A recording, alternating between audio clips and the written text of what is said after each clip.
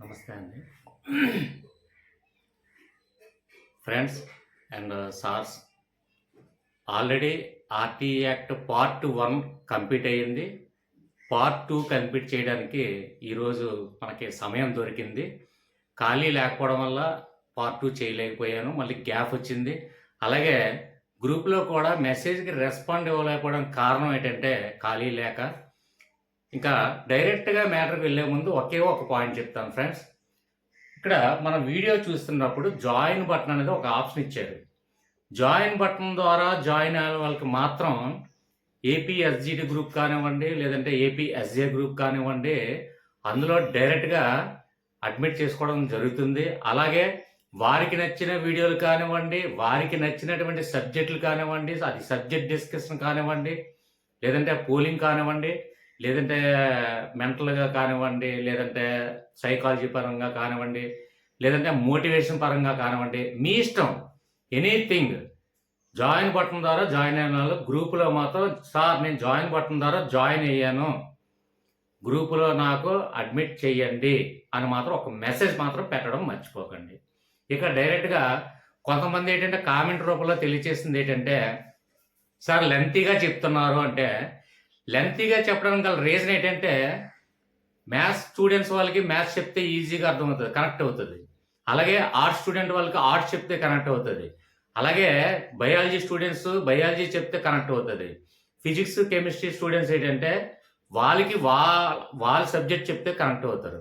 అందరికీ subject connect అవ్వాలి, జనరల్గా ఈజీగా అర్థం అవ్వాలనే ఉద్దేశంతో ప్రతి లాజిక్ని కూడా విశదీకరించి దాన్ని సింపుల్గా ఒక్క పాయింట్లో చెప్పచ్చు, కానీ 2-3 పాయింట్లలో చెప్పడం వల్ల ఏంటంటే ఆ లాజిక్ ఎగ్జామ్ హాల్లో గుర్తు రావాలి అనే ఉద్దేశంతో కొంచెం లెంతీగా ఎక్కువైనా క్షమించండి దయచేసి. ఇక RTE right to education act అనేది మనకి 38 సెక్షన్లు ఉన్నాయి. అందులో 3 పార్ట్లుగా ఒక్కో పార్ట్లో 12 సెక్షన్స్ చొప్పున మనం విడదీయడం జరుగుతుంది. ఎందుకంటే లెంత్ ఎక్కువ అవుతుందని మీరే అంటున్నారు కాబట్టి. సో స్వామీలు అండ్ మాతలు ఒకే ఒక విషయం చూడండి, పార్ట్ 1 చూసిన తర్వాత పార్ట్ 2 చూడండి. ఆర్టీఈ అనేది ఎందువల్లంటే పార్ట్ 1 మనకి ఆల్ఫాబెటికల్ ఆర్డర్ అంటే కోడింగు డీకోడింగ్ బేస్ చేసుకొని ఏ విధంగా మన ప్రొసీజర్ ఫాలో అయ్యామో ఆ ప్రొసీజర్ అర్థం కావాలంటే ఒక్కసారి ఆర్టీఈ యాక్ట్ పార్ట్ 1 చూసిన తర్వాతే పార్ట్ 2 చూస్తే ఈజీగా అర్థమవుతుందని నా మనవి. ఓకే ఫ్రెండ్స్, ఇక డైరెక్ట్ క్లాస్కి వెళ్దాం.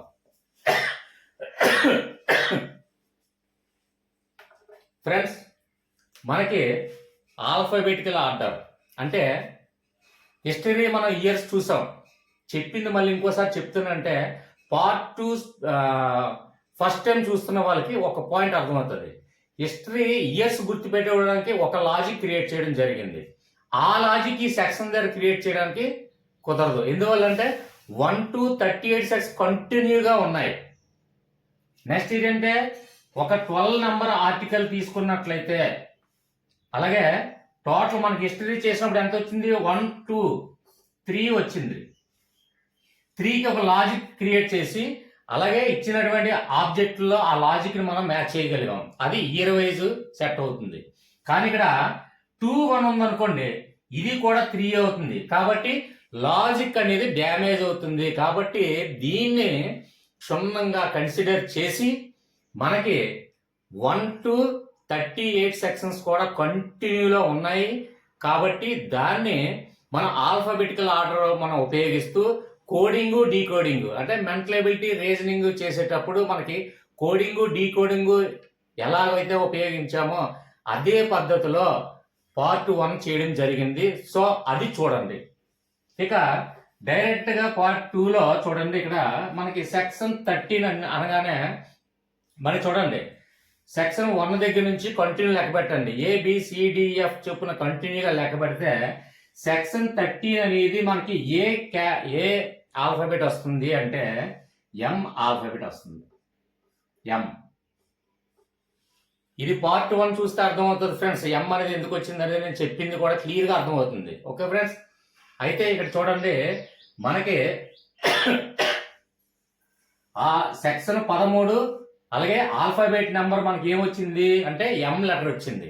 కాబట్టి ఎం లెటర్కి ఇచ్చినటువంటి మనకు ఉన్నటువంటి ఆన్సర్స్లో ఆబ్జెక్ట్లో ఎస్పెషల్లీ థియరీ కాదు మన ఆబ్జెక్టివ్, కాబట్టి ఆ ఆబ్జెక్టివ్లో ఉన్నటువంటి మ్యాటర్కి ఆ మెయిన్ లాజిక్కి ఈ లాజిక్కి కూడా మ్యాచ్ చేయగలిగితే మన కంటి చూపుతోనే ఎగ్జామ్ హాల్ డైరెక్ట్గా సెక్షన్లు చదవకుండా రాయకుండా డైరెక్ట్ ఎగ్జామ్ హాల్లో కూర్చుని పోయి ఈజీగా సెక్షన్ ఎటువంటి కన్ఫ్యూజన్ లేకుండా ఈజీగా విత్ సెకండ్ మిల్లీ సెకండ్లో మనం టిక్ పెట్టి రావచ్చు. ఓకే ఫ్రెండ్స్, సో ఇక్కడ చూడండి ఎం లెటర్ వచ్చింది. ఎం మీన్ మనీ. మనీ ఇక్కడ లాజిక్ ఏంది? ఎం అనగానే మనకి ఏం గుర్తు రావాలి? మనీ. అది కూడా మనకి సార్ ఈ మనీ అనే పాయింట్ మనకు ఎలా గుర్తొస్తుంది అంటే మనకు ఆటోమేటిక్గా ఏబిసిడి ఆబ్జెక్ట్స్ ఆన్సర్ ఉంటుంది. కాబట్టి ఆన్సర్ చూసినట్టే ఆన్సర్లో మన ఎమ్మతో లాజిక్ ఏదైతే సెట్ అవుతుందో అది మ్యాచ్ చేయగలిగితే ఈజీగా ఈ మనీ అనే లాజిక్ కూడా ఒక పేపర్ మీద రఫ్ నోట్తో కూడా రాయకుండా కూడా ఈజీగా మనం ఐడెంటిఫై చేయొచ్చు.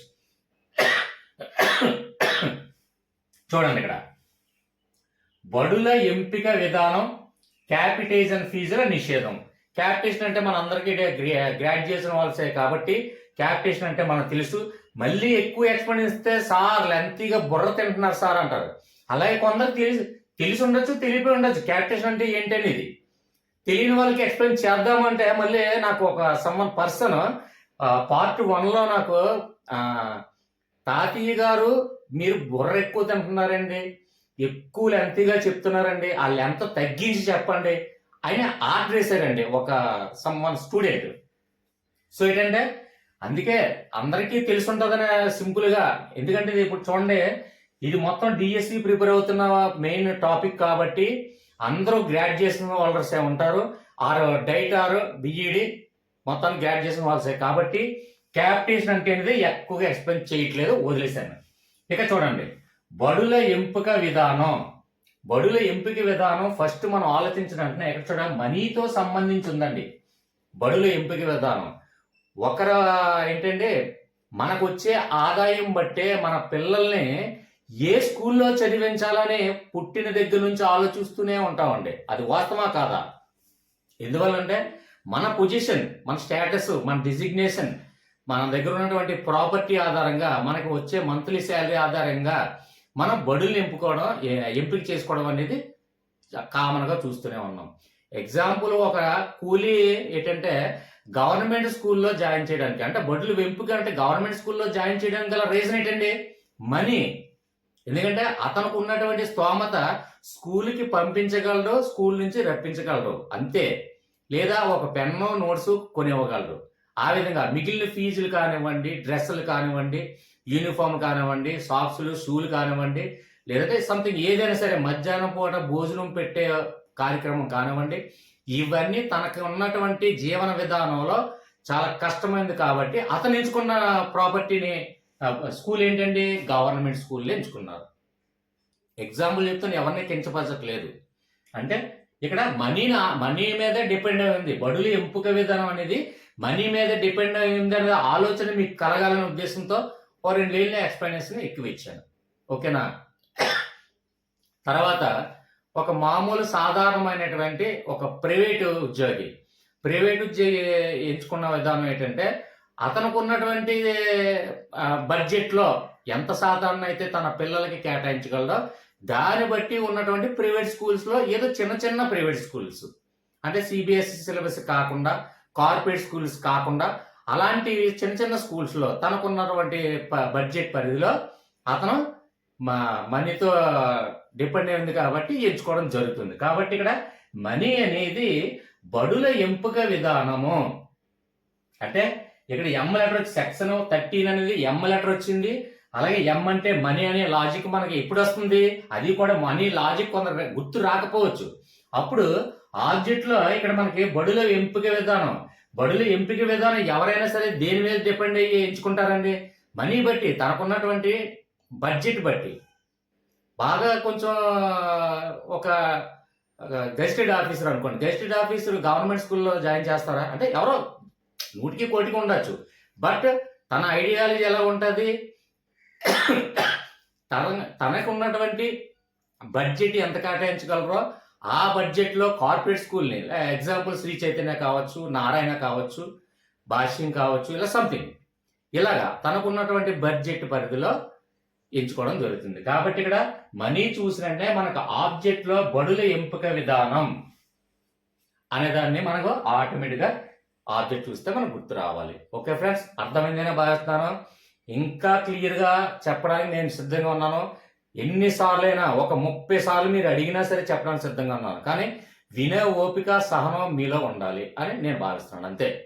ఓకే ఫ్రెండ్స్, అందరికీ అర్థమైందని భావిస్తున్నాను. అర్థం కాకపోతే కామెంట్స్ ఉన్నాయి. ఇంకా అర్థం కాకపోతే వాట్సాప్ గ్రూప్ ఉంది. గ్రూప్లో జాయిన్ అయిన తర్వాత సార్ నాకు ఈ పాయింట్ మీద ఎక్కడ నాకు పర్టికులర్గా నాకు ఇది పాయింట్ నేను గుర్తుపెట్టుకోలేకపోతున్నాను, లేదంటే క్రిటికల్ వర్డ్ ఉంది, లేదంటే సైంటిఫిక్ వర్డ్ ఉంది, లేదంటే ఈ ఇయర్ని గుర్తుపెట్టుకోలేకపోతున్నాను, లేదంటే ఈ సెక్షన్ కొంచెం డిఫికల్ట్గా ఉంది అని మీరు ఏ సబ్జెక్ట్లో ఏది అడిగినా సరే నేను సిద్ధంగా ఉంటాను, అది గుర్తుపెట్టుకోండి.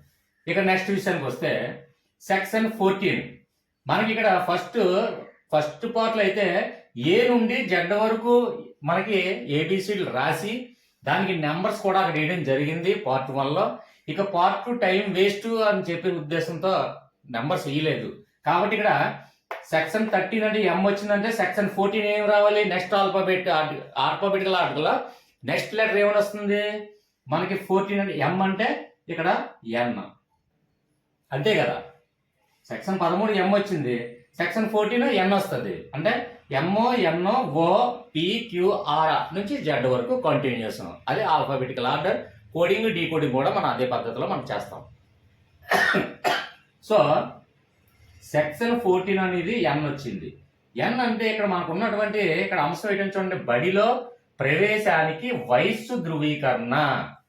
అంటే ఏదైనా స్కూల్లో, అది ప్రైవేట్ స్కూల్ అవ్వచ్చు, కార్పొరేట్ స్కూల్ అవ్వచ్చు, గవర్నమెంట్ స్కూల్ అవ్వచ్చు, అంటే బడిలో ప్రవేశానికి అంటే బడిలో జాయిన్ అవ్వడానికి వయస్సు ధృవీకరణ పత్రము అనేది, అంటే డేట్ ఆఫ్ బర్త్ సర్టిఫికేట్ మనం ఆధారంగానే స్కూల్లో అడ్మిట్ చేసుకోవడం జరుగుతుంది. కాబట్టి ఇక్కడ ఎన్ అంటే మనకి ఏం గుర్తు రావాలి, number of age, number of age అంటే డేట్ ఆఫ్ బర్త్ సర్టిఫికేట్ ఆధారంగానే మనకి బడిలో జాయిన్ చేసుకోవడం జరుగుతుంది. అంటే ఎగ్జాంపుల్ 5 సంవత్సరాలు నిండిన బాలుడు బాలికలకు మాత్రమే స్కూల్లో జాయిన్ చేసుకోవాలని ఒక డేట్ ఆఫ్ బర్త్ సర్టిఫికేట్ ఆధారంగా మనకి రూల్స్ అనేది సెక్షన్లో ఇవ్వడం జరిగిందని మనం భావించాలి. ఎన్ వచ్చింది లెటర్ అంటే నెంబర్ ఆఫ్ ఏజ్. ఇక్కడ ఉన్నటువంటి తెలుగులో ఉన్నటువంటి మనకి ఇక్కడ ఉన్నటువంటి ఆబ్జెక్ట్ ఆన్సర్ ఏంటండి, బడిలో ప్రవేశానికి వయస్సు ధృవీకరణ. అంటే నెంబర్ ఆఫ్ ఏజ్ చూసే, ఆ సర్టిఫికేట్ చూసే, అది ప్రిన్సిపల్ కానివ్వండి, లేకపోతే సంథింగ్ మేనేజ్మెంట్ డిపార్ట్మెంట్ కానివ్వండి, లేదంటే గవర్నమెంట్ స్కూల్ కానివ్వండి, లేదంటే మామూలుగా వితౌట్ సిబిఎస్ఈ సిలబస్ స్కూల్స్ కానివ్వండి, లేదంటే కార్పొరేట్ స్కూల్ సిబిఎస్ఈ సిలబస్ కానివ్వండి, నాది మేనేజ్మెంట్ అనే కోట నాదే కదండి, ప్రిన్సిపల్ నేదే కదా, శ్రీ చైతన్య లేదంటే నారాయణ కాలేజ్ స్కూల్స్ నాదే కదా అని చెప్పి 3 సంవత్సరాల లేదంటే 2 సంవత్సరాల బాల బాలికలకు స్కూల్లో అడ్మిట్ చేసుకోవచ్చా? చేసుకున్న రాదు. సార్ శ్రీ చైతన్య స్కూల్ నాది, ప్రిన్సిపల్ నేను, లేదంటే మేనేజర్ నేను, లేదంటే సిఇఓ నేను, 3 సంవత్సరాల బాలికకి నేను చదువు అగ్రీ అవుతున్నానంటే గవర్నమెంట్ యాక్సెప్టెడ్ చేయదు, not accepted. Why? Because this section అంటే సెక్షన్ 14 ఏం చెప్తుంది, నెంబర్ ఆఫ్ ఏజ్ ఆధారంగా మాత్రమే బాలబాలికల్ని స్కూల్లో అడ్మిట్ చేసుకోవాలి, అది గవర్నమెంట్ రూలు అని మనకి ఇక్కడ లాజిక్ అనేది, స్టోరీ అనేది అర్థం కావాలి. ఓకే ఫ్రెండ్స్, నెక్స్ట్ వన్ చూడండి. ఇక్కడ క్లియర్గా అర్థమైందని భావిస్తాను. అర్థం కాకపోతే కామెంట్స్ ఉన్నాయి. నెక్స్ట్ మన గ్రూప్ ఉంది. నెక్స్ట్ ఇంకో విషయం చూడండి, సెక్షన్ 15 ఇక్కడ ఎంఓ, ఇక్కడ ఎన్ఓ. నెక్స్ట్ సెక్షన్ ఏంటంటే 13, 14, 15 సెక్షన్స్ కంటిన్యూస్. అంటే ఎంఓ ఎన్ఓ ఇక్కడ ఏం లెటర్ వస్తుంది, ఓ లెటర్ వస్తుంది. మనకి ఈ సెక్షన్స్ ఎప్పుడైనా సరే ఎగ్జామ్ హాల్లో ఇచ్చినట్లయితే ఆటోమేటిక్గా ఒక ఒక చెయ్యి మీదైనా పర్లేదు, లేదంటే ఒక రఫ్ పేపర్ మీదైనా ఏ నుండి జెడ్ వరకు వేసుకోండి, దాని మీద నంబర్లు వేసుకుంటే ఆటోమేటిక్గా ఏ సెక్షన్ ఆల్ఫాబెట్కి ఏ నెంబర్ వస్తుందో తెలుస్తుంది. అది కూడా తెలియని వాళ్ళకి మీరు ఇంకొక సింపుల్ లాజిక్ ఏంటంటే, మనకు చిన్నప్పుడు చదువుకున్న పద్ధతి ABCDFGHIJKLMNOPQRSTUWXYZ అంటే మనకి ఇటు నుంచి కౌంట్ చేసేటప్పుడు ఎంత ఫాస్ట్గా అయితే మనం కౌంట్ చేయగలుగుతున్నామో రివర్స్లో వచ్చేటప్పుడు కూడా కౌంట్ చేసేటప్పుడు అంతే ఫాస్ట్లో కౌంట్ చేయగలిగితే ఎక్స్ నెంబర్ అంతా చెప్పొచ్చు, వై నెంబర్ అంతా చెప్పొచ్చు, ఈజీగా చెప్పొచ్చు. Example ZSWUTS RQP ONMLK JHJ FEDCBA అంటే 26 నుంచి మళ్ళీ రివర్స్లో నేను అంతే ఫాస్ట్లో చెప్పగలుగుతున్నాను. సో ఖచ్చితంగా ఎక్స్ నెంబర్ అంతా చెప్పగలను ఈజీగా. అంటే మీకన్నా తక్కువ సమయంలో కంటి చూపు ఒక మిల్లీ సెకండ్లో నేను ఎక్స్ నెంబర్ అంతా చెప్పగలను. ఎందుకంటే 24th అది. ఎందుకంటే నేను ఏ నుంచి కౌంట్ చేసుకొని రావట్లేదు, జెడ్ నుంచి కౌంట్ చేసి వచ్చాను కాబట్టి ఎక్స్ వై జెడ్ కాబట్టి అది 24th నెంబర్ అని నాకు ఈజీగా తెలిసిపోద్ది సెక్షన్ ఇచ్చిన వెంటనే. సో మీకు కూడా ఆసక్తి ఉంది నేర్చుకోవాలని ఉంటే ఈ విధమైనటువంటి ఆల్ఫాబెటికల్ ఆర్డర్ని మనకి రివర్స్లోనే ఇటువైపు అసెండింగ్లోనే డిసెండింగ్లోనే కూడా కౌంట్ చేయగలిగితే ఈజీగా సెక్షన్ని మనం ఈజీగా కోడింగు డీకోడింగు సెక్షన్స్ని ఈజీగా మనం సాల్వ్ చేయగలం విత్ మిల్లీ సెకండ్లో. Okay friends, right. కాబట్టి ఇక్కడ సెక్షన్ 15 ఏం చేస్తుంది, MNO ఓ లెటర్ వస్తుంది. అంటే ఇక్కడ ఏంటి, బడిలో ప్రవేశాన్ని నిరాకరించకూడదు అంటే అబ్జెక్షన్ చెయ్యకూడదు.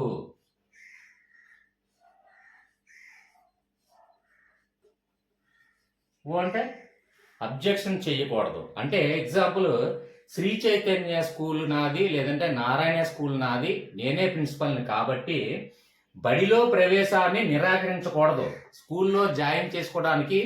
అంటే దీనికి అర్థం ఏంటంటే అన్ని అర్హతలు ఉన్నటువంటి ఒక బాలికలకే ఖచ్చితంగా స్కూల్లో అన్ని అర్హతలు అంటే ఏజ్ కానివ్వండి, మరి సంథింగ్ ఏదైనా డేట్ ఆఫ్ బర్త్ సర్టిఫికేట్ కానివ్వండి, ఆధార్ కార్డు కానివ్వండి, సంథింగ్ అన్ని అర్హతలు అంటే ఒక స్కూల్లో ప్రవేశానికి కావాల్సినటువంటి ఏదైతే గవర్నమెంట్ రెస్ట్రిక్షన్ చూపుతుందో అది ఈ సెక్షన్లో తెలియజేస్తుంది.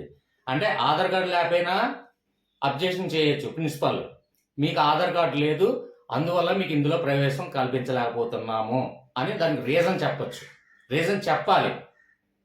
ఓకే, అయితే ఇక్కడ బడిలో ప్రవేశానికి కావాల్సినటువంటి అన్ని అర్హతలు ఉంటే నిరాకరించకూడదు అని సెక్షన్ చెప్తుంది. అబ్జెక్షన్ చేయొచ్చు అంటే ప్రిన్సిపల్ అబ్జెక్షన్ చేయొచ్చు.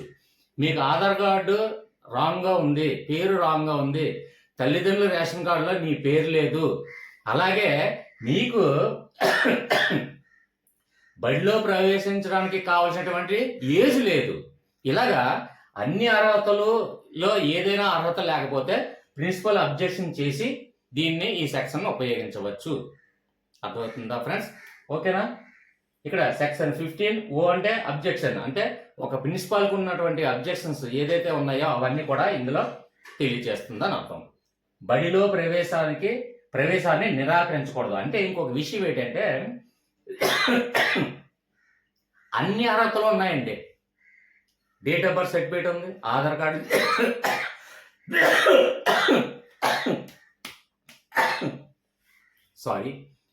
డేట్ ఆఫ్ బర్త్ సర్టిఫికేట్ ఉంది, ఆధార్ కార్డు ఉంది, రేషన్ కార్డు ఉంది, మొత్తం అన్ని అర్హతలు ఉన్నాయి. కానీ ఇతను ప్రిన్సిపల్ కదా అని ఏ విషయంలో అబ్జెక్షన్ చేయకూడదండి. కొన్ని విషయాల్లో అంటే గవర్నమెంట్ ప్రిన్సిపల్స్ ఏదైతే రెస్ట్రిక్షన్స్ మనకి అప్లై చేసిందో ఈ సెక్షన్లో అవన్నీ అర్హతలు ఉంటే బడిలో ప్రవేశాన్ని నిరాకరించకూడదు. అంటే ఎగ్జాంపుల్ ప్రిన్సిపల్, నేనే స్కూల్ ప్రిన్సిపల్ కాబట్టి నువ్వు నల్లగా ఉన్నావు లేదా నువ్వు తెల్లగా ఉన్నావు, లేదంటే నీది ఎస్సీ క్యాస్ట్, లేదంటే నువ్వు క్రిస్టియన్వి, లేదంటే నువ్వు ముస్లింవి, లేదంటే ఒక బుద్ధుడివి, లేదంటే ఒక సిక్కు మతస్థుడివి, లేదంటే నీకు అంటు వ్యాధులు ఏమైనా ఉన్నాయి, లేదంటే సంథింగ్ ఏదో ఒక సంబంధం లేని రీజన్ చూపిస్తూ అబ్జెక్షన్ చేసే అథారిటీ ఏ ప్రిన్సిపాల్కి కూడా, ఏ ఏ స్కూల్ డిపార్ట్మెంట్ యాజమాన్యం కూడా కలిగి ఉండదు అని ఈ సెక్షన్ క్షుణ్ణంగా తెలియజేస్తుందన్న ఆలోచన మనకి రావాలి. ఓకే ఫ్రెండ్స్, అర్థమైందైనా భావిస్తున్నాను. Friends, continue the class.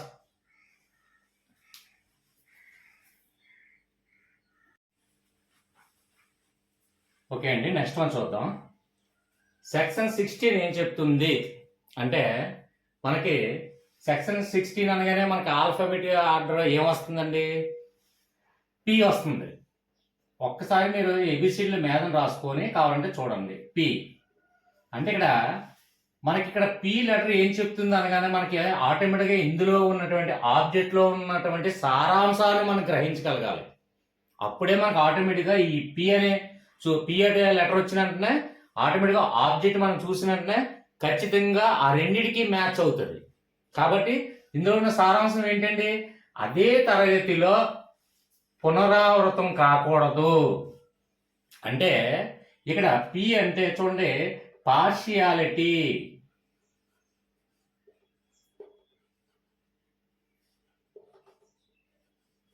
Partiality అంటే ఒక స్కూల్ యాజమాన్యం పార్షియాలిటీ చూపిస్తూ ఏదైనా ఒక విద్యార్థిని అదే సంవత్సరంలో మళ్ళీ పునరావృతం చేయకూడదు. అంటే ఎగ్జాంపుల్ చూడండి, కొందరికి నచ్చిన స్టూడెంట్స్ విద్యార్థులు ఉంటారు. ఇప్పుడు ఎగ్జాంపుల్ నేనే నా బెస్ట్ విద్యార్థి ఒకరు ఉంటారు. ఆయనకి నాకు ఆ స్టూడెంట్ అంటే చాలా ఇష్టం, స్టూడెంట్ అంటే అభిమానం. కొందరికి ఏంటంటే ఆ స్టూడెంట్ మీద 100 మంది విద్యార్థుల్లో ఒక 5 10 మంది మనకి నచ్చకపోవచ్చు. అంటే వాళ్ళ బిహేవియర్ కానివ్వండి, యాటిట్యూడ్ కానివ్వండి, మరి సంథింగ్ ఏదైనా సరే మనకి ఇచ్చిన గౌరవం కానివ్వండి, అలాంటి వాళ్ళు 100 మంది విద్యార్థులు కూడా ఏ టీచర్కి కూడా ప్రొఫెసర్ కూడా నచ్చకపోవచ్చు. అలాంటి సందర్భంలో కూడా పార్షియాలిటీ చూపిస్తూ అదే సంవత్సరంలో అంటే అదే తరగతిలో అంటే ఒక 6th క్లాస్ పిల్లవాడు మనకు నచ్చలేని ఎడల అదే తరగతిలో పునరావృతం చేయకూడదు. అది ఈ సెక్షన్ చెప్తుంది. అంటే పి అంటే పి ఫర్ పార్షియాలిటీ అంటే పక్షపాతం చూపించకూడదు. అంటే చూడండి దానికి తగ్గట్టుగా రెస్ట్రిక్షన్స్ ఉంటాయి. అంటే ఎగ్జామ్లో డిస్క్వాలిఫై అయిపోయినా, అటెండెన్స్లో డిస్క్వాలిఫై అయిపోయినా, లేదంటే మెడికల్ సర్టిఫికేట్ సబ్మిట్ చేసినప్పుడు డిస్క్వాలిఫై అయిపోయినా అది నెక్స్ట్ ఇయర్ మళ్ళీ అదే సంవత్సరంలో మనకి రూల్స్ అండ్ రెగ్యులేషన్స్ ఉపయోగిస్తూ ఖచ్చితంగా నెక్స్ట్ ఇయర్ కూడా అదే సంవత్సరంలో కూర్చోబెట్టచ్చు. కానీ ఎగ్జామ్లో పాస్ అయ్యి, మెడికల్ అటెండెన్స్లో పాస్ అయ్యి, అటెండెన్స్లో కూడా పాస్ అయ్యి, అన్నిట్లో కూడా కావాల్సినటువంటి నెక్స్ట్ ఇయర్ కావాల్సినటువంటి అర్హతలు కలిగినటువంటి ఒక విద్యార్థిని పార్షియాలిటీ చూపిస్తూ ఈ యొక్క విద్యార్థి మన బిహేవియర్ నాకు నచ్చలేని కారణం చూపిస్తూ అదే తరగతిలో మళ్ళీ పునరావృతం చేయకూడదు అని సెక్షన్ తెలియజేస్తుంది. ఓకే ఫ్రెండ్స్, అర్థమైందని భావిస్తాను. అర్థం కాకపోతే కామెంట్స్ ఉంది, మన గ్రూప్ కూడా ఉంది.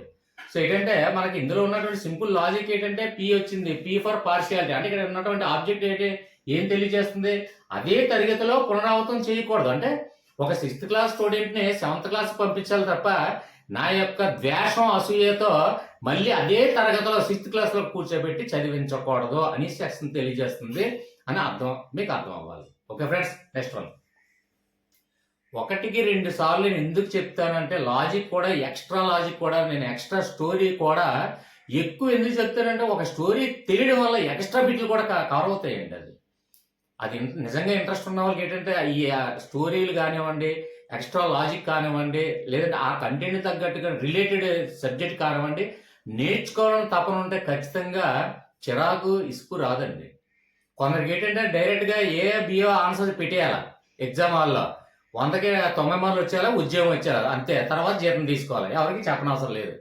కానీ నిజంగా ఒక విద్యార్థిని తీర్చిదిద్దాలనుకుంటే ముందు ఎప్పుడు కూడా టీచర్ అనే పర్సన్ ఎప్పుడు కూడా నిరంతర విద్యార్థిలా ఉంటేనే ఆ క్లాస్లో ఉన్నటువంటి విద్యార్థులు కూడా చదువు అనేది, సంస్కారం అనేది మొత్తం అన్నీ కూడా నేర్చుకోగలరు, నా అభిప్రాయం. ఓకే ఫ్రెండ్స్, అయితే ఇక్కడ చూడండి సెక్షన్ 17 ఏం చెప్తుంది. మనకి ఆల్ఫాబెట్ ఆర్డర్ వస్తే ఆటోమేటిక్గా సెక్షన్ 17 ఏం చెప్తుందో తెలుస్తుంది. ఆల్ఫాబెట్ ఆర్డర్ అనేది మనకు తెలియదండి. అంటే ఎగ్జాంపుల్ మనకి ఏ నుండి జెడ్ వరకు కూడా లెటర్స్ రాలేని వాళ్ళు మాత్రమే ఈ సెక్షన్స్ గుర్తించలేము. అంటే ఏ నుంచి జెడ్ వరకు ఏమీ రావా, ఒకసారి ఆలోచించండి. మనం గ్రాడ్యుయేట్ పర్సన్స్ అలాగే డైట్ బీఈడీ చేసిన వాళ్ళం కాబట్టి మీరు, సో నేను కాదు, నేను చేయలేదు, నాకు టీచింగ్ ప్రొఫెషన్కి నాకు ఎటువంటి సంబంధం లేదు. ఆ విషయం మీకు అందరిగా తెలుసు. నాది లీగల్ ప్రొఫెషన్, నేను అడ్వకేట్ అనే విషయం కూడా మీకు తెలుసు. సో ఏంటంటే టీచింగ్ ప్రొఫెషన్కి కావాల్సినటువంటి ముఖ్య ఉద్దేశం ఏంటంటే, క్వాలిఫికేషన్ ఏంటంటే నిరంతర విద్యార్థి, ఏ విధంగా విద్యార్థులు తయారు చేయాలి, ఏ విధంగా 100 మంది విద్యార్థులు ఉంటే 100 మంది విద్యార్థులు ఆలోచన విధానం ఒకేలా ఉండదు. ఆ 100 మంది విద్యార్థుల సైకాలజీ కూడా మనం గ్రహించిన తర్వాత ఏ విధంగా టీచింగ్ చేయాలనే ఆలోచన ఒక టీచర్కి ఉండవలసినటువంటి ఫస్ట్ రెస్పాన్సిబిలిటీ.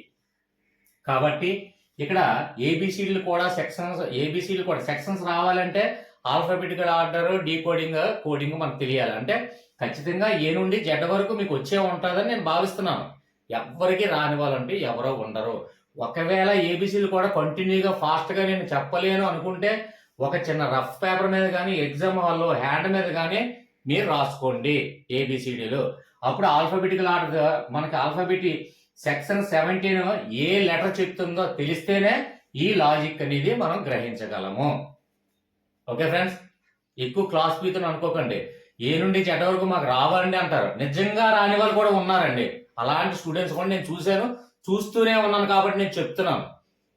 1కి 10 సార్లు నేను ఎందుకు చెప్తానంటే, ఎందుకు రిపీట్ చేస్తానంటే ఈ ఒక్క పాయింట్ నేను చెప్తాను చూడండి. సెక్షన్ 17 ఏం చెప్తుంది అంటే ఇక్కడ ఆటోమేటిక్గా సెక్షన్ 16P కాబట్టి P నెక్స్ట్ లెటర్ మనకు తెలుసు. అలా కాకుండా మనకి ఏబిసిడిలో మొత్తం అన్ని కూడా సెక్షన్స్ ఇవ్వరండి ఎగ్జామ్ హాల్లో. సెక్షన్ 23 అంటే 23 మనకి ఆల్ఫాబెట్ లో ఏ లెటర్ వస్తుందని మనకి ఈజీగా టక్మని చెప్పగలగాల. చెప్పలేకుండా నేను ఏ నుండి ABCD ఇలా చదువుతుంటానంటే సమయం మొత్తం ఆ బిట్ దగ్గరే మనకి టైం అవుతుంది. ఆ సమయం కూడా వేస్ట్ అవ్వకూడదని ఉద్దేశంతో ఇవన్నీ చెప్తాను నేను. మీకోసమే నేను రాయట్లేదు. నేను డిఎస్సి కానీ టెట్ కానీ రాయను. ఎందుకంటే నాకు డైట్ కానీ బీడీ కానీ చేయలేదు. ఓకే ఫ్రెండ్స్, అయితే ఇక్కడ సెక్షన్ 17 ఏ లెటర్ చెప్తుందంటే ఇక్కడ P అంటే ఆటోమేటిక్గా Q. ఇక్కడ Q అంటే ఇక్కడ మనకి ఇందులో ఉన్నటువంటి ఆబ్జెక్ట్ లో సారాంశం ఏముందో ముందు గ్రహించగలగాలి. అప్పుడే ఈ Q లెటర్ కి దీనికి లాజిక్ మ్యాజిక్ రెండు మ్యాచ్ చేయొచ్చు. కాబట్టి ఇక్కడ విద్యార్థులను ఇక్కడ మనకి టాపిక్ చూడండి, శారీరకంగా అలాగే మానసికంగా హింసించరాదు. అంటే ఏం చెప్తుందండి సెక్షన్ మనకి సెక్షన్ 17 మనకి ఏం తెలియచేస్తుంది అంటే శారీరకంగా మానసికంగా విద్యార్థులను హింసించరాదు. ఇక్కడ మనకు చూడండి Q వచ్చింది. దీనికి మ్యాచింగ్ ఏంటండి? Q అనగానే మనకి క్విట్ ఇండియా అని తెలియని వాళ్ళు ఎవరో ఉండరు. ఏ స్టూడెంట్స్ అయినా, మనకు సైన్స్ స్టూడెంట్ కావాలండి, ఏదంటే ఆర్ట్స్ స్టూడెంట్ కానివ్వండి, లేదా బయాలజీ స్టూడెంట్ కావాలి, క్విట్ ఇండియా అనేది ఉద్యమం అనేది మనకు తెలియపోయిన వాళ్ళు ఎవరు ఉండరు. ఎందుకంటే మనం భారతీయులమే కాబట్టి మన స్వాతంత్రం కోసం ఎన్ని మనకి కష్టాలు పడ్డారో ఉద్యమకారులు, ఇవన్నీ మనకు తెలుసు. క్విట్ ఇండియా ఉద్యమం కూడా మనకు తెలుసు. కాబట్టి క్విట్ ఇండియా అంటే దేనికి మనం ఈ ఉద్యమం చేయడం జరిగింది అంటే మన భారతీయుల్ని శారీరకంగా అలాగే మానసికంగా హింసించడం వల్ల ఇండియా వదిలి వెళ్ళిపోండి, మాకు స్వాతంత్రాన్ని ఇవ్వండి అని చెప్పేసి మనకి క్విట్ ఇండియా ఉద్యమం అనేది జరిగింది. అయితే ఇక్కడ క్విట్ ఇండియా ఉద్యమం జరగడం వల్ల మీకు ఈ పాయింట్ నేను ఎందుకు ఎక్స్ప్లెయిన్ చేస్తానంటే క్విట్ ఇండియా ఉద్యమం ఏ ఇయర్లో జరిగింది, ఎవరి చేత ప్రారంభించబడింది, అది ఏ మంత్లో జరిగింది, ఏ డేట్లో జరిగింది, ఒక 4-5 బిట్లు కలుస్తాయి కదండి. మనకి ఎందుకంటే నేను ఎప్పుడు కూడా చూడండి, ఒక కేంద్ర బిందువుతో పాటు చుట్టూ ఉన్నటువంటి సరౌండింగ్ లో ఉన్నటువంటి ఈ వృత్తంలో ఉన్నటువంటి అనేక లక్షల బిట్ల గురించి కూడా తెలుసుకోవాలి. అంటే ఒక కేంద్రం ఒకటే నేర్చుకోకూడదండి. కేంద్రంతో పాటు సరౌండింగ్ మొత్తం ఏదైతే సబ్జెక్ట్ రిపీట్ అవుతుందో దానికి లింక్ రిలేటెడ్ ఏదైతే ఉందో అవన్నీ కూడా మనకు తెలియాలండి. అప్పుడే మనకి సబ్జెక్టులో మనం మించిన వాళ్ళు ఎవరో ఉండరు, అంత కాన్ఫిడెంట్ మన మీద మనకి ఏర్పడుతుంది. ఓకే ఫ్రెండ్స్, అయితే క్విట్ ఇండియా ఉద్యమం ఎప్పుడు జరిగింది కామెంట్స్ లో తెలియచేయండి. 1942 మహాత్మా గాంధీ ప్రారంభించడం జరిగింది. అయితే మీకు చెప్పేది ఏంటంటే మళ్ళీ ఇక్కడ 1942 క్విట్ ఇండియా ఉద్యమం జరిగింది. మహాత్మా గాంధీ ప్రారంభించడం అంటే రిబ్బన్ కటింగ్ కాదు, ఆధ్వర్యంలో అని అర్థం. కాబట్టి 1942 ఇది ఆగస్టు. అందుకే క్విట్ ఇండియాకి మరొక పేరు ఏంటి అని అడిగే ఛాన్సెస్ కూడా ఉంది. క్విట్ ఇండియా ఉద్యమానికి ఆగస్టు ఉద్యమం కూడా మీకు హింట్ ఇవ్వడం జరిగింది. ఆగస్టు ఒక్క డేట్ ఒకటే మిమ్మల్ని మీకు వదిలేశాను. ఆగస్ట్ డేట్ చెప్పండి. నాకు తెలియక నేను చెప్పట్లేదు, మీకు తెలుసుకొని కామెంట్ రూపంలో మీరు ఇంట్రెస్ట్ పర్సన్స్గా ఉన్నట్లయితే కామెంట్స్లో మీరు తెలియచేయండి. ఇది క్విట్ ఇండియాకి మరో ఉద్యమం. Quit India 1942. ఇది మహాత్మా గారి ఆధ్వర్యంలో జరిగింది. అలాగే ఇది ఆగస్టు ఉద్యమానికి కూడా పేరుంది. ఆగస్టు ఏ డేట్ జరిగింది అనేది, అంటే ఇప్పుడు ఎన్ని బిట్లు కలిగింది, ఒక్క 5 బిట్లు మనకు తెలిసింది. అలాగే మెయిన్ టాపిక్ ఇందులో కూడా మనకు తెలిసింది. కాబట్టి ఇక్కడ ఆగస్టు ఉద్యమం, క్విట్ ఇండియాకి మరొక పేరు ఆగస్టు ఉద్యమం. అలాగే ఆగస్టు ఉద్యమం ఎందుకంటారంటే అది ఆగస్టు నెలలో ప్రారంభించడం జరిగింది. ఇక్కడ 1942 ఆగస్టులో ఏ డేట్లో జరిగింది అనేది కామెంట్లో మీరు తెలియచేయండి. ఓకేనా? అయితే క్విట్ ఇండియాను మనం ఎందుకు చేసామంటే, ఆంగ్లేయులు మన బానిసత్వ పరిపాలనలో, అంటే మనల్ని బానిసత్వ పరిపాలనలో ముఖ్యంగా అది శారీరకంగా హింసించడం జరిగింది, అలాగే మానసికంగా కూడా హింసించడం జరిగింది. కాబట్టి క్విట్ ఇండియా ఉద్యమం అనేది కొనసాగడం జరిగింది. అలాగే సెక్షన్ 17 ఏం చెప్తుంది, మన క్విట్ ఇండియా ఉద్యమం చెప్తుంది. క్యూ వచ్చింది, Q for quit India. Quit India అంటే 1942. ఇవన్నీ కూడా సేమ్. ఇందులో కూడా ఇక్కడ మనకి ఏం చెప్తుందంటే సెక్షన్ 17 ఏంటంటే విద్యార్థులను శారీరకంగా కానీ మానసికంగా కానీ హింసించరాదు. అంటే ఏ స్కూల్ యాజమాన్యాన్ని కూడా అటువంటి అథారిటీస్ లేవు. నేను స్కూల్ చైర్మన్ అవనే, సిఇఓ అవనే, లేదంటే సంథింగ్ ప్రొపరేటర్ అవనే, లేదంటే స్కూల్ ప్రిన్సిపాల్ అవనే, లేదంటే ఎగ్జాంపుల్ క్లాస్ టీచర్ అవనే కానివ్వండి, శారీరకంగా కానీ మానసికంగా కానీ హింసించరాదు విద్యార్థులని అని తెలియజేస్తుంది. ఇక్కడ మనకి లాజిక్ ఇది కూడా మనకి రావాలంటే ఎగ్జామ్ నేను ఇంత చెప్పాను, ఇంత స్టోరీ క్విట్ ఇండియా ఉద్యమం చెప్పాను టోటల్. కాబట్టి ఇది సెక్షన్ 17 కానీ ఎగ్జామ్లో మీకు కానీ పడితే నేను గుర్తొస్తాను డెఫినెట్గా. క్విట్ ఇండియా ఉద్యమం గుర్తొస్తుంది, అలాగే ఇయర్ గుర్తొస్తుంది, అలాగే మంత్ గుర్తొస్తుంది, అలాగే మహాత్మా గాంధీ గుర్తొస్తారు. అలాగే ఈ టాపిక్ మొత్తం శారీరకంగా మానసికంగా హింసించకూడదన్న సెక్షన్ తెలియజేస్తుందన్నది కూడా ఈజీగా మీకు గుర్తొస్తుంది. Okay friends, comments, negative comments ఇవ్వడం చాలా ఈజీ అండి. కానీ ఒక వీడియో స్క్రిప్ట్ రాసి ఆ స్క్రిప్ట్కి లాజిక్ క్రియేట్ చేసి, అలాగే వీడియో మేకింగ్ చేసి, అలాగే థంబ్నెయిల్ క్రియేట్ చేసి, మళ్ళీ దాన్ని ఎడిటింగ్ చేసి తర్వాత అప్లోడ్ చేస్తే ఆ బాధ ఏంటని తెలుస్తుంది. నెగిటివ్ కామెంట్స్ ఇవ్వడం సింపుల్, చాలా సింపుల్. ఒక్క సెకండ్ ఆగి నెగిటివ్ కామెంట్స్ ఇవ్వచ్చండి. అంటే లెంత్ ఎక్కువ అవుతుందని చెప్పేసి కొందరు వల్గర్ లాంగ్వేజ్లో కూడా మెసేజ్ పెట్టారు. అవన్నీ చూస్తూనే ఉన్నాను. కానీ అలాంటి వాటిని పట్టించుకోవద్దు సార్ అని చెప్పేసి మన వాట్సాప్ గ్రూపు సభ్యులు మొత్తం మనకు కోరుతుండడం వల్ల ఒక్కొక్కసారి నేను కూడా రోబోని కాదు, కోపం వస్తుంది. సో ఏంటంటే అప్పుడప్పుడు కోపం వచ్చేటప్పుడు గ్రూపులో ఫిల్టరింగ్ చేయాలనే ఉద్దేశంతో 58 రూపీస్ 59 రూపీస్ జాయిన్ బటన్ నొక్కి మనీ పే చేయండి, అప్పుడే మీకు గ్రూప్లో జాయిన్ చేస్తానని చెప్పడం కారణం ఏంటంటే బెస్ట్ థింకింగ్ పర్సన్స్, అలాగే ఎడ్యుకేషన్ పర్పస్, అలాగే బాగా చదవాలి, ఎలాగైనా సరే నేను బిఎస్సి సాధించాలి, వేరే నాకు ఏమీ లేదు అలాంటి మంచి ఆలోచనలు ఉన్న వాళ్ళకి ఫిల్టరింగ్ చేసే ఈ గ్రూప్లో పెట్టడం కోసమే నేను అన్నాను తప్ప, లేదంటే నేను మనీ ఎక్స్పెక్టెడ్ మైండ్ కాదు. ఆ విషయం మీకు కూడా తెలుసు. అంటే నాకు ఒక్కొక్కరు ఇచ్చినటువంటి నెగిటివ్ కామెంట్స్ బట్టి అప్పుడప్పుడు కోపం వచ్చి అలా పెడుతుంటానండి. ఆ విషయం మీరు గమనించండి. నెక్స్ట్ వన్ చూడండి. సెక్షన్ 18 ఏం చెప్తుంది అంటే, సెక్షన్ 18 ఏ లెటర్ వస్తుందండి ఇక్కడ అంటే PQ, ఇక్కడ ఏమొస్తుంది ఆటోమేటిక్గా R. ఇక్కడ ప్రభుత్వ గుర్తింపు లేకుండా బడి నిర్వహించరాదు. ప్రభుత్వ గుర్తింపు లేకుండా బడి నిర్వహించరాదు అంటే స్కూల్కి ఖచ్చితంగా రిజిస్ట్రేషన్ ఉండాలి అని. అంటే గుర్తింపు అంటే ఏంటండి, రిజిస్ట్రేషన్.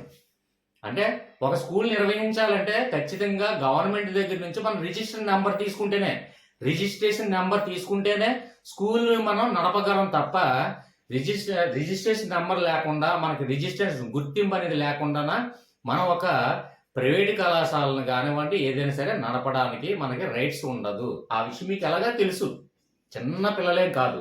కాబట్టి ఇక్కడ ప్రభుత్వ గుర్తింపు లేకుండా బడి నిర్వహించకూడదు అంటే రిజిస్ట్రేషన్ నెంబర్, మీ స్కూల్ రిజిస్ట్రేషన్ నెంబర్ ఏంటి అని కూడా ఒక ఎంఈఓ వచ్చి అడుగుతారు, చెప్పగలగాలి. ఎగ్జాంపుల్ మీకు కౌన్సిలింగ్లో అంటే ఇప్పుడు జాబ్ వచ్చింది, డిఎస్సిలో 100కి 90 మార్క్స్ వచ్చాయి, అయితే కౌన్సిలింగ్ అవుతుంది. అప్పుడు కూడా ఫిల్టరింగ్ చేయాలనుకునే సందర్భంగా ఏర్పడితే సర్టిఫికెట్లు అన్నీ బాగానే ఉన్నాయి, ఓకే, ఏం చేసావు, డైటా బీఈడా, బీఈడి, మీ registration B E D college registration number చెప్పండి అని అడుగుతారు. ఫిల్టరింగ్ చేయాలని అనుకుంటే, ఎందుకంటే ఒక పర్సన్ సంధ్యా నెల్లూరు గారు ఏమన్నాడంటే, సార్ మా డిస్ట్రిక్ట్కి అంటే నెల్లూరు డిస్ట్రిక్ట్కి చాలా తక్కువ పోస్టులు ఉన్నాయండి, భయం వేస్తుందండి అన్నారు. అయితే ఆ మాట అన్నదానికి నేను ఎగ్జాంపుల్ చెప్తున్నాను. ఎగ్జాంపుల్ నా మోటివేషన్ ఎలా ఉంటుందో వాట్సాప్ గ్రూప్ సభ్యులకు అందరికీ తెలుసు. అయితే చూడండి, ఒకటి గమనించండి, డిస్ట్రిక్ట్ వైజ్ లేదా జోన్ వైజ్ పోస్టులు తక్కువ ఉన్నాయి అంటే ఫిల్టరింగ్ ఎక్కువ జరుగుతుందని అర్థం. అది గుర్తుపెట్టుకోండి, ఫిల్టరింగ్ ఎక్కువ చేస్తారు. అది ఏ విషయంలో కాదు, సార్ నేను డిఎస్సి టెట్ మార్కులో ఇన్ని క్వాలిఫై అయ్యాను, డిఎస్సిలో ఎంత పర్సంటేజ్ వచ్చింది, నా సర్టిఫికెట్లు అన్నీ బాగున్నాయి, కానీ నాకేంది సార్ నాకు ఉద్యోగం రాలేదు, ఇలాంటివి మన పేపర్లో చూస్తున్నాం. ఒక సెకండ్ ర్యాంక్ పర్సన్కి జాబ్ రాలేదు. కావాలంటే మీరు పేపర్ చూసారో లేదో తెలియదు. అయితే డిఎస్సిలో సెకండ్ ర్యాంక్ వచ్చింది, బట్ ఏంటంటే డిఎస్సియా సంథింగ్ సెకండ్ ర్యాంక్ వచ్చింది, అయితే సెకండ్ ర్యాంక్ పర్సన్కి జాబ్ రాలేదు. ఫిల్టరింగ్ చేయాలనే ఉద్దేశంతో ఫిల్టరింగ్ చేశారు. అంటే ఏ విధంగా ఫిల్టరింగ్ చేసే అథారిటీస్ వాళ్ళకు ఉంది, విద్యా సంస్థలకు ఉంది. ఎగ్జాంపుల్ లోకేష్ గారికి ఉంది, మన విద్యాశాఖ మినిస్టర్ కాబట్టి లోకేష్ గారికి ఉంది. అలాగే ఎడ్యుకేషన్ డిపార్ట్మెంట్ ప్రధాన కార్యదర్శికి ఉంటుంది. అలాగే ఫిల్టరింగ్ చేయాలనుకుంటే ఏ విధంగా ఫిల్టరింగ్ చేయొచ్చు. ఎగ్జాంపుల్ బీఈడి లేదంటే డైట్ రిజిస్ట్రేషన్ ఐడి నెంబర్ చెప్పండి అమ్మా అంటే, ఏమో సార్ నాకు తెలియదు సార్ అంటే, మరి డిఎస్సిలో టెట్ మార్కులు ఎన్ని వచ్చినా సరే ఈ ఫిల్టరింగ్లో ఆటోమేటిక్ తీయచ్చు, రిమూవ్ చేయొచ్చు. అలాగా ఫిల్టరింగ్ ఎక్కువ కొనసాగడం జరుగుతుంది తక్కువ పోస్టులు ఉన్న దగ్గర. ఎందుకంటే కాంపిటీషన్ 1:, ఎక్కువ ఉన్నాయనుకోండి పోస్టులు 1:100 తెస్తారు, ఇంకొంచెం తక్కువ ఉన్నాయనుకోండి 1:50 తెస్తారు, ఇంకొంచెం తక్కువ ఉంటే 1:10 తెస్తారు, ఇంకా బాగా ఎక్కువ ఇది ఉందనుకోండి 1:30 తీస్తారు. అంటే ఒక పోస్ట్కి 3 సెలెక్ట్ చేస్తారు. అప్పుడు ఫిల్టరింగ్ ఎక్కువ జరుగుతుంది. అప్పుడు సార్ నాకు మ్యాథ్స్ ఎక్కువ మార్కులు వచ్చాయి డిఎస్సిలో, లేదంటే ఇంగ్లీష్ ఎక్కువ మార్కులు వచ్చాయి, లేదంటే కెమిస్ట్రీలో ఎక్కువ మార్కులు వచ్చాయి, లేదంటే ఫిజిక్స్లో ఎక్కువ మార్కులు వచ్చాయి అంటే ఐకార్ ఫిల్టరింగ్ ఏ విధంగా ఫిల్టరింగ్ చేయొచ్చు, వారి ఇష్టం అది. అలాగా ఫిల్టరింగ్ ఎక్కువ చేయడం వల్ల ఏమవుతుంది, కాంపిటీషన్ అనేది తగ్గుతుంది. ఇప్పుడు ఒక నెల్లూరు జిల్లాలో ఎగ్జాంపుల్ చెప్తానండి, 1,00,000 మంది ఉన్నారు, 1,00,000 మంది అప్లై చేశారు నెల్లూరు జిల్లాలో, పోస్టులు 100 ఉన్నాయి. అప్పుడు 100కి 100:10 అంటే 1000 మందిని మాత్రమే వాళ్ళు ఫిల్టరింగ్ చేసి 1000 మందిని మాత్రమే సర్టిఫికేట్ వెరిఫికేషన్ కౌన్సిలింగ్కి పంపించడం జరుగుతుంది. మిగిలిన 99,000 మందిని రిమూవ్ అయిపోయినట్టే. సార్ నేను టెట్గా క్వాలిఫైడ్, డిఎస్సి నాకు మార్కులు వచ్చాయనంటే రిమూవ్ చేసే అథారిటీస్ వాళ్ళకు ఉంది, ఎడ్యుకేషన్ డిపార్ట్మెంట్కి ఉంది, వాళ్ళ ఇష్టం అది. ఫిల్టరింగ్ చేసేటప్పుడు మనకు ఆల్రెడీ నిబంధనలు అనేది కొన్ని ఉంటాయి, అప్లికేషన్ ఫుల్ఫిల్ చేసేటప్పుడు నిబంధనలు అనేది కొన్ని ఉంటాయి. సో ఆ నిబంధనలు ఇలాంటి పరిస్థితుల్లో వర్తిస్తాయి. కాబట్టి ఫిల్టరింగ్ చేసే కొలది పర్సంటేజ్ తగ్గుతూ ఉంటుంది, కాంపిటీషన్ తగ్గుతూ ఉంటుందండి. మెయిన్ అది మీకు తెలియదు. సార్ తక్కువ పోస్టులు ఉన్నాయి సార్ అంటే తక్కువ మంది ఫిల్టరింగ్ చేస్తారు. నీకు 100 పోస్టులే ఉన్నాయి, తక్కువ మంది ఫిల్టర్ చేసి 1000 మంది పంపిస్తారు. 200 పోస్టులు ఉన్నాయి, అప్పుడు ఏం చేస్తారు, 20,000 మందిని ఫిల్టరింగ్ చేసి పంపిస్తారు. అప్పుడు మీకు డిఎస్సిలో నాకు 60% ఇచ్చింది, నాకు ఎందుకు జాబ్ రాలేదంటే ఉండదు జాబు. అర్థమైందని భావిస్తున్నాను నేను. ఎస్పెషల్లీ సంధ్యా నెల్లూరు మ్యామ్ మీకు చెప్పేది మాత, నేను చెప్పేది ఏంటంటే మన మీద మన కాన్ఫిడెన్స్ ఉండాలి, అలాగే హార్డ్ వర్క్ చేయాలి, అలాగే తర్వాత మనకి లక్క కూడా అనేది ఉండాలి కన్ఫర్మ్గా. కానీ ఫస్ట్ మాత్రం హార్డ్ వర్క్ అనేది compulsory, must and should that, అది మ్యాండేటరీ. అయితే ఇంకో విషయం ఏంటంటే మనకి ఖచ్చితంగా భయపడకుండా కాంపిటీషన్ తట్టుకునే కెపాసిటీ మనలో ఉండాలి. సార్ మీరు ఎక్కడ ఓడిపోయారో చెప్పనా, నేను టెట్లో క్వాలిఫై అయిపోయారు, లేదంటే డిఎస్సిలో డిస్క్వాలిఫై అయిపోయారు. ఎగ్జాంపుల్ అలా జరగకూడదు. అది నా బెస్ట్ స్టూడెంట్, ఇష్టమైన స్టూడెంట్, నా పర్సనల్ స్టూడెంట్ అనుకుందాం. నా మాట మీరు ఖచ్చితంగా డిఎస్సిలో విజయం సాధించాలని మనస్ఫూర్తి కోరుతాను.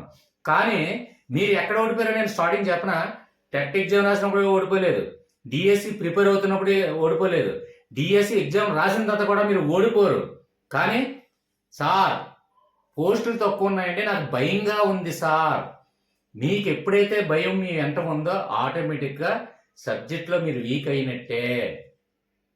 నేను ఇప్పటికీ చెప్తాను, ఎనీ సబ్జెక్ట్ రండి. ఫిజిక్స్ కెమిస్ట్రీ ఎవరైనా మ్యాథ్స్ స్టూడెంట్స్ ఉంటే మ్యాథ్స్ పెడతారా? మ్యాథ్స్ చెప్తాను. ఆర్ట్స్ స్టూడెంట్ మీ ఇష్టం, history, geography, economics, biology, chemistry, zoology, any సబ్జెక్టులు 100 నుంచి 120 సబ్జెక్టులు చెప్పగలని ఎందుకు చెప్తున్నాను కాన్ఫిడెంట్గా? భయం నా పక్కన చుట్టు చెరుపాకుల్లో కూడా రానివ్వను. తర్వాత నేను ఏదైనా సరే మర్చిపోతాను. నేను ఒకసారి బుక్ తీసి రివిజన్ చేస్తాను, చూస్తాను, దాన్ని అర్థం చేసుకుంటాను, దాన్ని మళ్ళీ రివిజన్ చేయొచ్చు. లేదంటే దాన్ని మర్చిపోతుంటే లాజిక్లు క్రియేట్ చేసుకుంటాను, మైండ్లో పెట్టుకుంటాను. కానీ ఇవన్నీ చేయడం వల్ల ఏంటంటే భయం అనేది, నేను ఏ సబ్జెక్ట్ అయినా టీచ్ చేయగలను, ఏ సబ్జెక్ట్ అయినా I can teach any subject.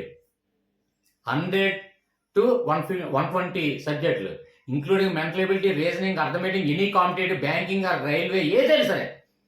అంటే నేను నా గురించి నేను చెప్పట్లేదు, మీ మీద మీ కాన్ఫిడెన్స్ తెచ్చుకోండి అని ఉద్దేశంతో నేను, అంటే ముందు భయాన్ని బయటికి తోలండి.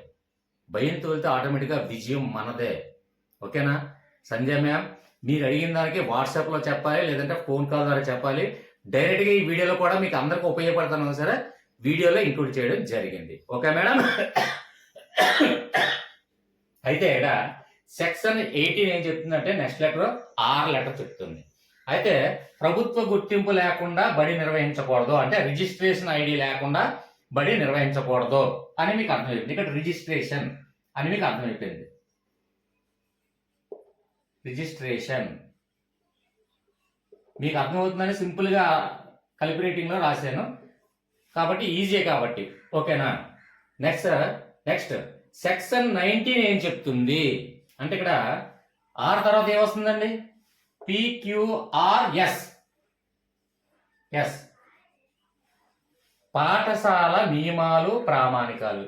అంటే పాఠశాలకంటూ కొన్ని నియమాలు ఉన్నాయి. పాఠశాలలు అంటే ఏంటి? స్కూల్స్. S for schools. అంటే స్కూల్ యాజమాన్యానికి కొన్ని నియమాలు, నిబంధనలు, పాటింపులు, పద్ధతులు ఇవన్నీ కూడా ఇప్పుడు రిజిస్ట్రేషన్ చేసిన తర్వాత అన్నీ కూడా ప్రామాణికంగా స్కూల్స్కి కొన్ని నియమాలు, కొన్ని పద్ధతులు అనేది గవర్నమెంట్ కల్పిస్తుంది. అందులో ఏ నియమాలు ఉంటాయి, ఏ ప్రామాణికాలు ఉంటాయి కాబట్టి ఇవన్నీ కూడా ఈ సెక్షన్ తెలియజేస్తుంది. అంటే సెక్షన్ 19 ఏం చెప్తుంది? S for school. ఇది మనం అలాగా స్కూల్ విద్యార్థులు ప్రిపేర్ అవుతున్నాం కాబట్టి ఎస్ వచ్చినట్టే ఖచ్చితంగా స్కూల్ అనే మనకి ఈజీ గుర్తు వస్తుంది. అది కూడా గుర్తురాని మరి ఎవరు ఉండరు. స్కూల్ అంటే ఆటోమేటిక్గా మనకి ఇచ్చినటువంటి ఆబ్జెక్ట్ ఏంటండి? పాఠశాలకు ఉన్నటువంటి నియమాలు ఏం కల్పిస్తుంది గవర్నమెంట్, వీటికి ఏ బాధ్యతలు ఉన్నాయి, అలాగే స్కూల్కి కొన్ని నియమాలు కానివ్వండి, బాధ్యతలు కానివ్వండి, పాటింపులు కానివ్వండి, ఇవన్నీ కూడా స్కూల్స్కి కలిగినటువంటి నియమాలు, ప్రామాణికాల గురించి ఈ సెక్షన్ అనేది తెలియజేస్తుంది. Friends continue. కొద్దిగా వాటర్ తీసుకొని కంటిన్యూ చేస్తాను. అర్థమైందనే భావిస్తున్నాను. చాలా అరుస్తున్నాను, గొంతు కూడా పెయిన్ వస్తుంది. బట్ మీకోసం ఖచ్చితంగా నాకు ఈరోజు హాలిడే, ఏంటంటే ఈరోజు వర్క్ నాకు ఖాళీ దొరికింది. మళ్ళీ రేపు ఎల్లుండు మళ్ళీ 3 days పోవచ్చు. నాకు ఖాళీ దొరికితే డెఫినెట్గా నెక్స్ట్ వీడియో ఏం చేద్దాం అనేది మనం వాట్సాప్ గ్రూప్లో డిస్కస్ చేద్దాం. ఓకేనా ఫ్రెండ్స్? చిరాకు అనిపించుకోకుండా ఇయర్ ఫోన్ పెట్టుకొని 2-3 సార్లు వినండి ఫ్రెండ్స్. మీకోసమే నేను చెప్పి ఈ తాపత్రయం. ఓకేనా? కంటిన్యూ.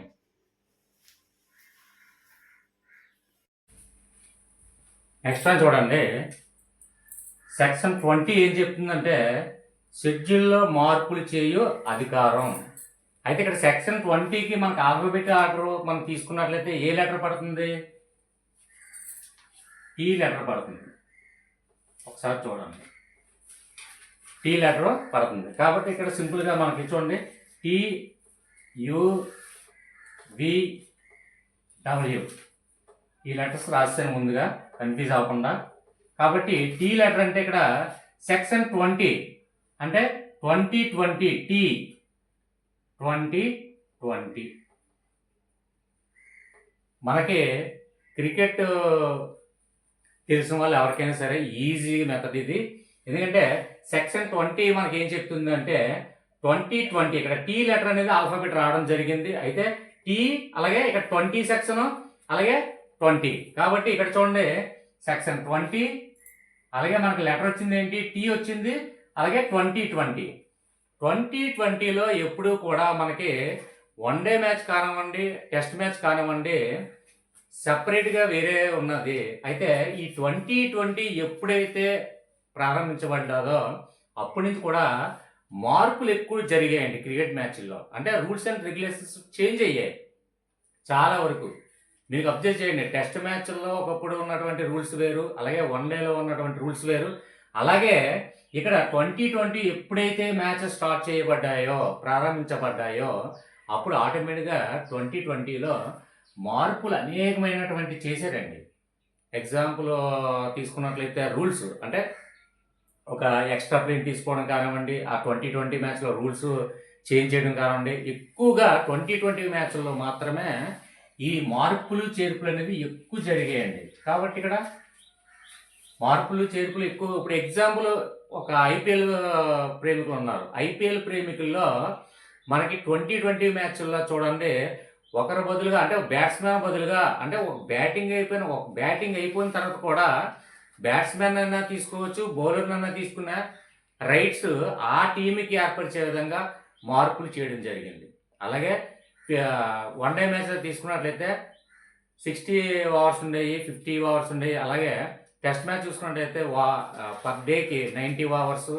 అలాగే టెస్ట్ మ్యాచ్, వన్ డే మ్యాచ్‌లు మినహాయిస్తే 2020లో అనేక రకమైనటువంటి కొన్ని రూల్స్, రెగ్యులేషన్స్ అనేది మార్పులు, చేర్పులు చేయడం జరిగింది. కాబట్టి ఇక్కడ మనకి సెక్షన్ 20 కామను. అలాగే దీనికి ఆల్ఫాబెట్ టీ కామను.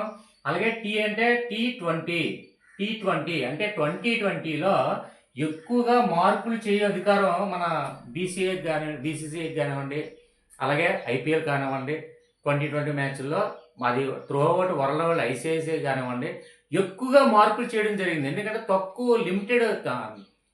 తక్కువ ఓవర్స్ కాబట్టి దానికి ఎక్కువగా మార్పులనేవి చేయడం జరిగింది. అంటే చూసే ప్రేక్షకులకు ఎక్కువ ఆదరణ ఇంకా లభించాలనే ఉద్దేశంతో అనేక రకమైనటువంటి మార్పులు చేయడం జరిగింది. ఎగ్జాంపుల్ వైట్ బాల్‌ను కాస్త రెడ్ బాల్ ఈ విధంగా రంగులు మార్చడం. అలాగే 2020 మ్యాచ్‌ల్లో వైట్ డ్రెస్సులు కాకుండా వారి ఇష్టమైనటువంటి కలర్స్ డ్రెస్సులు నిర్ణయించడం కానివ్వండి, అలాగే ప్లేయర్స్‌ని మార్చడం, మళ్ళీ చేంజ్ చేయడం, ఎక్స్‌ట్రా బ్రేక్ తీసుకోవడం, ఇలా అనేక రకమైనటువంటి 2020లో ఎక్కువ మార్పులు చేయడం జరిగింది. కాబట్టి ఆ ఒక్క లాజిక్ బేస్ చేసుకొని మనకి దీనికి ఖచ్చితంగా సెక్షన్ 20 అంటే right to education section 20 schedule 20 section మనకి ఏం తెలియజేస్తుంది అనేది ఇక్కడ ఈజీగా అంటే మార్పులు, చేర్పులు చేసే అధికారం ఎక్కువగా ఈ సెక్షన్ తెలియజేస్తుంది. ఎందుకంటే 2020లో ఎక్కువ ఇది జరిగింది కాబట్టి. నెక్స్ట్ వన్ సెక్షన్ 21 అంటే రైట్ టు ఎడ్యుకేషన్ యాక్ట్‌లో సెక్షన్ 21 ఏం తెలియజేస్తుందనే నిబంధనలు ఇందులో ఏమున్నాయంటే ఎస్ఎంసీ కమిటీ ఏర్పాటు చేయడం జరిగిందండి. అంటే ఈ సెక్షన్ 21లో ఎస్ఎంసీ అంటే school management committee. School management committee అనేది ఏదైనా సరే ఒక కమిటీ కానివ్వండి, ఒక యూనియన్ కానివ్వండి, ఒక ఆర్గనైజేషన్ కానివ్వండి, ఒక ఏదైనా సంథింగ్ సంస్థ కానివ్వండి, ఇలాంటివి ఏర్పడడానికి గల కారణం ఏంటంటే అందరూ కలిసి ఐక్యతగా ఏదైనా తీసుకున్నటువంటి నిర్ణయాలు ప్రతి ఒక్కరికి కూడా ఉపయోగపడే విధంగా ఏర్పడాలనే ఉద్దేశంతో ఒక్కరి ఆలోచన అంటే ఒకే విధంగా ఉంటుంది, ఇద్దరు ఆలోచన అంటే ఇద్దరు ఒకేలా ఉండొచ్చు, ఉండకపోవచ్చు. అలాగే ఒక కమిటీని క్రియేట్ చేసి కమిటీ ఆధ్వర్యంలో ఉన్నటువంటి మెంబర్స్ అందరిని అభిప్రాయాలు సేకరించి ఒక కమిటీని నిర్ణయించి కమిటీ తీసుకున్న నిర్ణయాలు అందరికీ ఉపయోగపడేదనే ఉద్దేశంతో కమిటీని ఏర్పాటు చేయడం జరుగుతుంది. That is called school management committee. అంటే ఆ స్కూల్లో విద్యార్థులు పాటించవలసిన నియమాలు కానివ్వండి, స్కూల్ యాజమాన్యం తీసుకోవాల్సినటువంటి రైట్స్ కానివ్వండి, అలాగే పరిసర ప్రాంతాల్లో ఉన్నటువంటి మొత్తం అన్నీ కూడా ప్రిన్సిపల్స్ కానివ్వండి, లేదంటే బిహేవియర్ కానివ్వండి, యాటిట్యూడ్ కానివ్వండి, అది స్కూల్ యాజమాన్యానికి సంబంధించి ఉంటుంది. అలాగే స్కూల్లో ఉన్నటువంటి విద్యార్థులకు సంబంధించి ఉంటుంది. అలాగే స్కూల్లో ఉన్నటువంటి స్టాఫ్ మొత్తానికి, అది టీచర్స్ దగ్గర నుంచి ఎగ్జాంపుల్ మేనేజర్ కావచ్చు, సీఈఓ కావచ్చు, లేదంటే చైర్మన్ కావచ్చు, సంథింగ్ ప్రొపరేటర్ కావచ్చు. అంటే ఎగ్జాంపుల్ ఒక శ్రీ చైతన్య లేదంటే నారాయణ విద్యా సంస్థలు తీసుకున్నట్లయితే నేను సీఈఓని, నేను మాకు మేనేజ్మెంట్ మొత్తం నా ఆధ్వర్యంలో ఉంది, లేదంటే నేను ప్రొపరేటర్ని అని చెప్పేసి తను స్వతహాగా విద్యార్థులకి వ్యతిరేకంగా కానీ విద్యార్థులకి కానివ్వండి, అలాగే స్టాఫ్కి కానివ్వండి వ్యతిరేకంగా తీసుకునేటువంటి నిర్ణయాలు ఏది కూడా గవర్నమెంట్ యాక్సెప్ట్ చేయదు అని ఈ సెక్షన్ మనకు తెలియజేస్తుంది.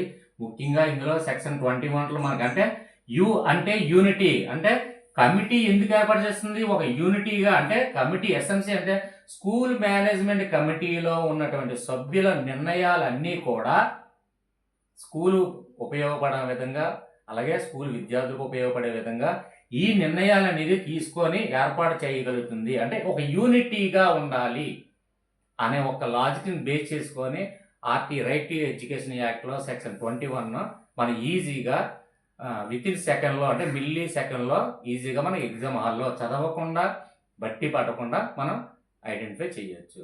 ఓకే, నెక్స్ట్ మనం అర్థమైందని భావిస్తాను. అర్థం కాకపోతే కామెంట్స్ ఉన్నాయి. నెక్స్ట్ ఇంకా మన వాట్సాప్ గ్రూప్ ఉంది. అలాగే నెక్స్ట్ వన్ నుండి సెక్షన్ 21 ఏం చెప్తుందంటే పాఠశాల అభివృద్ధి ప్రణాళిక తయారీ. ఆటోమేటిక్గా సార్ మనకి ఇక్కడ చూడండి, షెడ్యూల్లో మార్పులు చేయు అధికారం, అలాగే సంథింగ్ ఒక్కొక్క దాంట్లో ఒక 2 కానివ్వండి, 1 కానివ్వండి,